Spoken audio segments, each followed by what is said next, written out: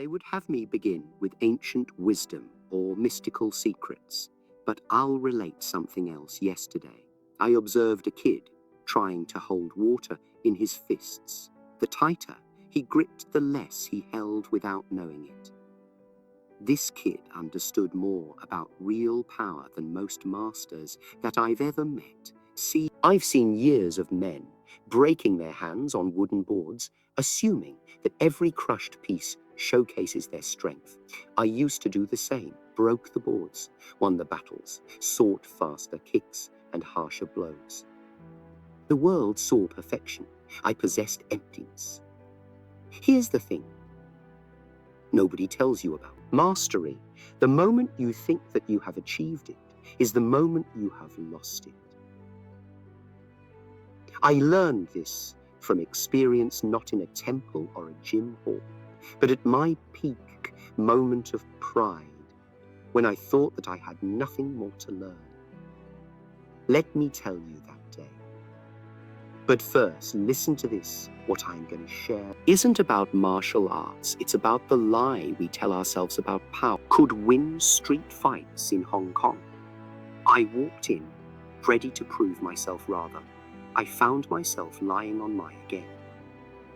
Not from force, but from something I could not even see. The rest of the students whispered that I was gifted, that I was catching on faster than anybody. What they failed to notice were the nights I trained punching water in a bucket until my knuckles were bleeding, thinking pain was the path to power. I trained until my body hurt, believing that exhaustion was somehow proof of improvement. Everyone I was around admired power. They measured it in broken boards, in knockout victories, in the fear they could instill in others. I became exactly what they wanted. Stronger, quicker, more destructive with each new day in America. They called me the Oriental Warrior, a human weapon. Studios touted me as unstoppable. Magazines featured my lightning fists. Students flocked to learn my secrets. But here's what haunted me. The stronger I became, the more I felt like that bucket of water contained bound, defined by hard edges. Each new achievement became a cell. Every display of skill added to another chain. I was becoming a prisoner of my own self, a captive of others' expectations. I felt the same requirement in my students' eyes that I did. That desperate need to set themselves up as strong, to be feared. They came wanting devastation, but what they needed was dissolution. I know because I walked the same road, chasing shadows of power, until I found a truth that flipped everything around. This was my start. This was where my real journey began, not in learning to fight, but in unlearning all that I thought I knew of power. And it started with one question that kept me up at night. What if all that I had done was really standing in the way of what I could become? I became a collector of victories. Why was a brick in a wall? I was building a wall between me and failure, between me and weakness. Every morning I'd wake up thinking who I had to impress that day. Every night I'd go to bed, planning how to be even more exceptional tomorrow. When you're the quickest fist in the East, you can't. Second quickest when they call you the dragon, you can't let them see you're human. 100 demonstrations, 100 perfection performances, no room for doubt, no margin for error. The pressure wasn't just about winning, it was about being superhuman. They put me on magazine covers, dubbed me the ambassador, Foo to the West. Suddenly, I wasn't just fighting for myself. Every bout became a referendum on Chinese martial arts. Every victory or defeat would either honor or shame centuries of tradition. The weight of an entire culture's hopes rested on my shoulders. My opponents weren't just fighters, no more. They were threats to everything I was meant to represent. I developed rules for myself. Never tire. Never acknowledge pain, never express doubt. I taught myself to smile through weariness, to perform impossible movements with ease. The more difficult it became, the more I needed to make it seem like I was not just practicing techniques, I was rehearsing perfection. And here's the true poison of it all. I started believing my own performance, started taking on the idea that anything less than supremacy was disgrace, that vulnerability was weakness, that doubt was failure. I had built a throne of expectations, but that throne was becoming my prison. The worst part, I was teaching this same prison, to students, ordering them to chase the same spectre of action that was haunting me every time they spoke to me seafood, every time they looked at me with that hope to find out the secret of power. I could sense the walls of this prison closing in, the more so during a solo challenge bout at my Oakland school. My challenger was a grandmaster of Northern Shaolin, trained, honored, lethal, the kind of bout that oftener than not fed my hunger. For confirmation, he pounced on me with everything at his disposal, and I responded with technical perfection, each step exactly the way it should be, each counter perfectly timed, a flawless triumph. The crowd roared, students clapped another flawless performance by the dragon. But as I stood watching my defeated opponent bow, something cracked inside me. The wind felt hollow, like biting into a flawless fruit and tasting ash that evening. I couldn't sleep. The perfection of my performance haunted me. I went back to my training room, lit one candle, and began my usual meditation. But this time, differently, in place of focus on my next accomplishment, my next show of power, I found myself watching the candle flame. The flame did not try to show its heat. It did not perform its light, it simply was. And with that moment, I became aware of myself, not the Bruce Lee others dreamed to see, but who I had become, a man so determined to prove himself that he had forgotten to simply be worthy. I got up and threw a punch, the same punch I had thrown thousands of times before, but this time I was not trying to prove its speed or power. For the first time since I was a child, I threw a punch simply to comprehend it. No expectations, no performance, just pure expression. The revelation hit me like a thunderbolt. I had mastered the art of defending others, but losing the battle with myself, with each victory being another link in a chain of expectations with each faultless performance. Having deepened my prison deeper, I was trapped in a vicious cycle of proving, performing, perfecting, never allowing myself merely to be in that moment, alone in my training room. I finally understood real mastery is not about accumulating victories, it's about liberating yourself from the needs of them. The real battle wasn't in the ring. It never was. Water taught me what 1,000 wars could not see it move. It doesn't try to go around the rock and pull out of it. Strength, yet. The most beautiful canyon bears witness to its power. It doesn't try to show its strength, yet over time, it remakes mountains. It takes no shape, but this same shapelessness makes it unbreakable. I spent years building myself into something unbreakable. But water never breaks, because water never resists it, flows, adapts, transmutes. Pour it into any shape, and it takes on that form while still being completely itself. This is not weakness. This is the ultimate example of power. The truth hit me like lightning. I had been trying to be powerful by being unchangeable, by building walls. Resisting by proving all along true power was in the opposite direction, in being totally changeable. Totally. Of weakness, it comes from a necessity, but when you transcend this necessity, when you let go of the very idea of being powerful, that is when you reach actual power.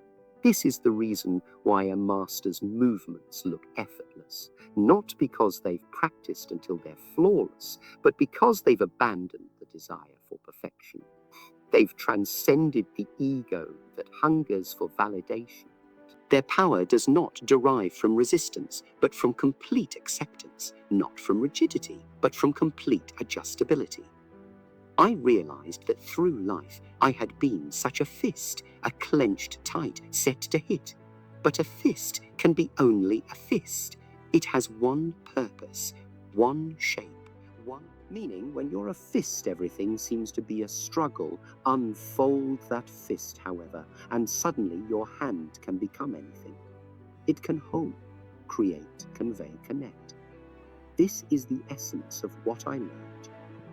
True power isn't in what you can force, but what you can become. Knowledge wasn't sufficient. I had to alter everything, my training, my teaching, my entire philosophy about martial arts. This wasn't about creating a new style. It was about transcending the very concept of style itself. This was the birth of Jeet Kune Do, the way of the intercepting fist, but it's not what everyone thinks it is.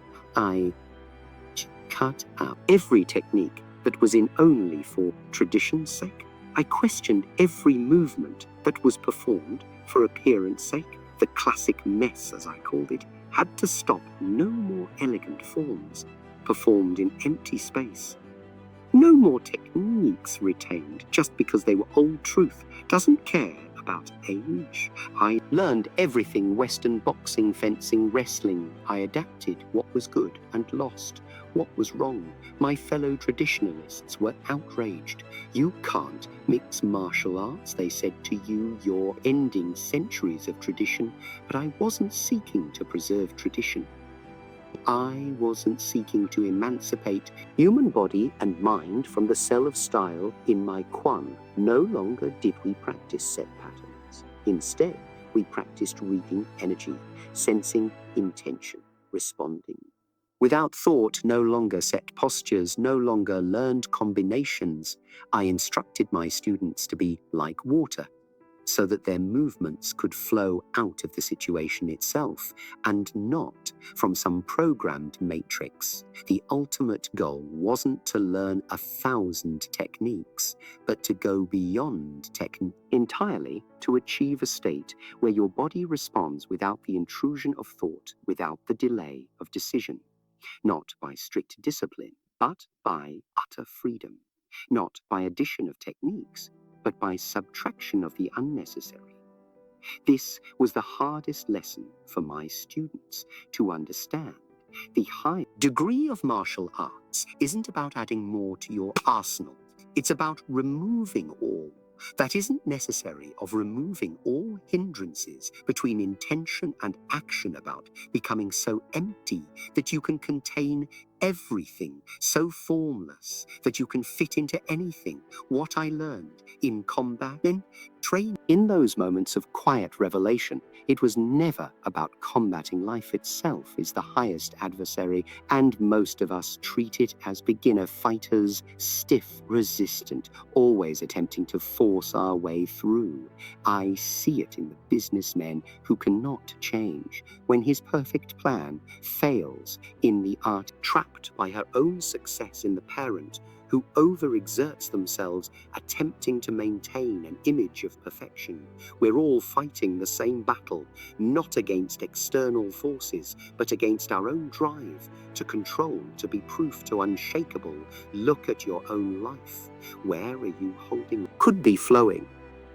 Where are you holding back instead of responding? Whenever you feel the need to prove yourself, ask, what are you really fighting against? I face this in my own personal life. Hollywood wanted the invincible Bruce Lee, but my son, Brandon, needed a dad who could play, who could laugh, who could laugh, who could laugh, who could exhibit vulnerability. My wife, Linda, needed a partner, not a legend. I had to learn how to shift back and forth between these realms like water, in its form not by force, but by response to what each instant required. When I step onto a film set nowadays, I no longer carry the weight of being bruised. Lee, when I step into my Quan to instruct, I'm not trying to maintain an image when presented with a problem. I don't meet it with obstruction, but of readiness to flow, to become whatever the moment demands. This is genuine power, not the power of forcing your will, but the power to be free, needing to force anything, not the power to override resistance, but the smartness to cruise through love life without causing resistance in the first place. Keep in mind the child I referred to, who was attempting to catch water using his fists. We are all that child. The more we grasp power to perfection, the more it slips away from our fingers. My biggest victory wasn't figuring out, grasp it tighter. It was figuring out how to let go of my hands completely. You see, we all begin as water liquid, adaptable, pure potential. Then life teaches us to be ice hard, unchangeable, seeming strong. We think this hardness is power. We think this rigidity is strength. But ice can only be ice. Water can be anything. I spent years of my life building walls of achievement, only to discover that true achievement is in having no WS at all. I practiced to be supernatural, only to discover that the highest art is becoming completely natural. I wanted to be exceptional, only to find the true power is in being exactly what every moment needs, nothing more, nothing less. This is my message to you. Don't attempt to be powerful. Attempt to be powerful. Attempt to be freed. Try to be great. Try to be great. Try to be honest. Don't fight, beat life. Learn to go with it. Your greatest adversary isn't failure or weakness or helplessness. Your greatest adversary is your own need to prove that you have no failures, no weaknesses, no limits. This isn't philosophy. This isn't martial arts. This is the essential truth I discovered, the ultimate mastery. Rising above others, it's rising above yourself, not by force, but by freedom, not by resistance, but release. Look inside yourself. Where are your walls? Where is your ice? What would happen if you let them melt? This is the question that turned my world around. Maybe it will do the same for you. Remember, be water, my friend, not because water is powerful, although it is not because water is fearsome, although it can be water, because water never tries to be anything other than what it is.